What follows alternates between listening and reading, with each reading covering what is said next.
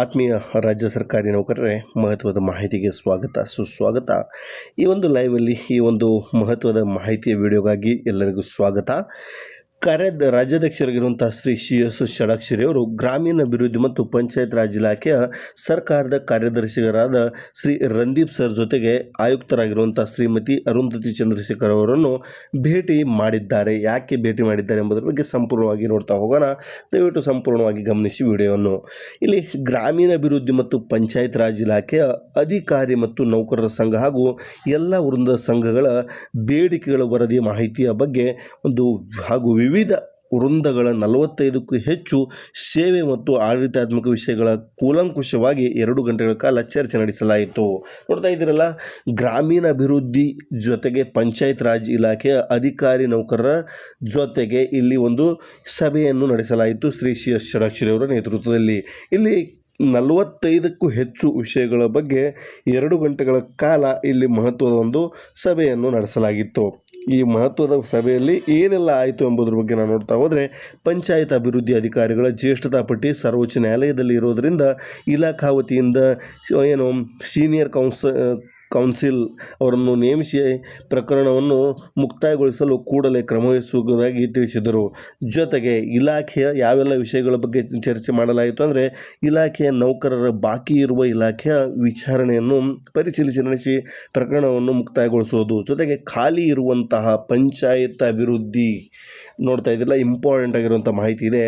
ಖಾಲಿ ಇರುವಂತಹ ಪಂಚಾಯತ್ ಅಭಿವೃದ್ಧಿ ಅಧಿಕಾರಿ ಗ್ರೇಡ್ 1, ಕಾರ್ಯದರ್ಶಿ ಗ್ರೇಡ್ 2, SDA ಹುದ್ದೆಗಳಿಗೆ ಕೂಡಲೇ ಬಡ್ತಿ ನೀಡುವುದು ಹಾಗೂ ಮುಂಬಡ್ತಿ ಪ್ರಮಾಣವನ್ನು ಹೆಚ್ಚಿಸುವುದು, ಪ್ರಭಾರ ಭತ್ಯೆಯನ್ನು ಪಾವತಿಗೆ ಸಂಬಂಧಿಸಿದ ಆದೇಶವನ್ನು ಶೀಘ್ರದಲ್ಲಿ ಅದರ ಬಗ್ಗೆ ಶೀಘ್ರ ಮಾಡುವಂತೆ ಚರ್ಚೆ ಮಾಡಲಾಯಿತು. ಜೊತೆಗೆ ಪಂಚಾಯತ್ ಅಭಿವೃದ್ಧಿ ಅಧಿಕಾರಿಗಳ ಎಲ್ಲ ಹುದ್ದೆಗಳನ್ನು ಗ್ರೂಪ್ ಬಿಗೆ ಉನ್ನತೀಕರಿಸುವುದು. ಜೊತೆಗೆ ಇಲ್ಲಿ SDA ಹುದ್ದೆಗಳಿಗೆ ಬಡ್ತಿಯ ಅವಕಾಶ ಕಲ್ಪಿಸುವುದು, FDA ಹುದ್ದೆಯನ್ನು ಸೃಜಿಸುವುದು ಅಂತ ಹೇಳ್ತಾ ಇದ್ದಾರೆ. ಇಲ್ಲಿ PDOಗಳಿಗೆ ನೀಡಿರುವ 4% ನಿಯೋಜನೆಯಂತೆ ಕಾರ್ಯದರ್ಶಿ ಮತ್ತು SDA ರವರಿಗೆ ಅವಕಾಶ ಕಲ್ಪಿಸುವುದು ಬಗ್ಗೆ ಇಲ್ಲಿ ಮಹತ್ವದಂಥ ಮಾಹಿತಿಯನ್ನು ಇಲ್ಲಿ ಚರ್ಚೆಯನ್ನು ಮಾಡಲಾಯಿತು. ಈ ಎಲ್ಲ ಒಂದು ಸಂದರ್ಭದಲ್ಲಿ ಸಭೆಯಲ್ಲಿ ನಿಗದಿಪಡಿಸಿ ಸಭೆಯನ್ನು ಯಶಸ್ವಿಗೊಳಿಸುವುದಕ್ಕಾಗಿ ಮಾನ್ಯ ರಾಜ್ಯಾಧ್ಯಕ್ಷರಿಗಿಂತ ಷಡಾಕ್ಷರಿ ಅವರಿಗೆ ಇಲ್ಲಿ ಸನ್ಮಾನ ಮಾಡಲಾಯಿತು. ಗ್ರಾಮೀಣಾಭಿವೃದ್ಧಿ ಮತ್ತು ಪಂಚಾಯತ್ ರಾಜ್ ಇಲಾಖೆಯ ಅಧಿಕಾರಿ ಮತ್ತು ನೌಕರರ ಪರವಾಗಿ ಅನಂತ ಧನ್ಯವಾದಗಳನ್ನು ಹೇಳಲಾಗಿದೆ. ಹಾಗಾಗಿ ಇಲ್ಲಿ ಪ್ರಮುಖ ವಿಷಯಗಳನ್ನು ಇಲ್ಲಿ ಪಂಚಾಯತ್ ಅಭಿವೃದ್ಧಿ ಮತ್ತು ಇಲ್ಲಿ ಈ ಸಂದರ್ಭದಲ್ಲಿ ಬಹಳಷ್ಟು ಇಂಪಾರ್ಟೆಂಟ್ ಆಗಿರುವಂತಹ ಇಲ್ಲಿ ವಿಷಯಗಳ ಚರ್ಚೆಗಳು ಸಹ ಮಾಡಲಾಗಿದೆ ಅಂತ ನಾವು ಈಗಾಗಲೇ ಪ್ರಸ್ತಾಪನೆ ಮಾಡಿದ್ದೀವಿ. ಗ್ರಾಮೀಣಾಭಿವೃದ್ಧಿ ಮತ್ತು ಪಂಚಾಯತ್ ರಾಜ್ ಇಲಾಖೆಯ ಸಂಬಂಧಿಸಿದಂತೆ ಇಲ್ಲಿ ಬಹಳಷ್ಟು ವಿಷಯಗಳನ್ನು ಕೆಲವೊಂದಿಷ್ಟು ವಿಷಯಗಳ ಬಗ್ಗೆ ಇಲ್ಲಿ ಬೆಳಕು ಹರಿಸಲಾಯಿತು. ನೋಡ್ತಾ ಇದ್ರಲ್ಲ ಯಾವ ರೀತಿಯಾಗಿ ಅಬ್ದುಲ್ ನಜೀರ್ ಸಾಬ್ ಅವರ ಜನ್ಮದಿನವನ್ನು ಪಂಚಾಯತ್ ಸಬಲೀಕರಣ ದಿನವನ್ನಾಗಿ ಆಚರಿಸಲು ಅಗತ್ಯ ಕ್ರಮಕ್ಕಾಗಿ ಇಲ್ಲಿ ಕ್ರಮ ವಹಿಸಿಕೊಳ್ಳಲಾಗಿದೆ.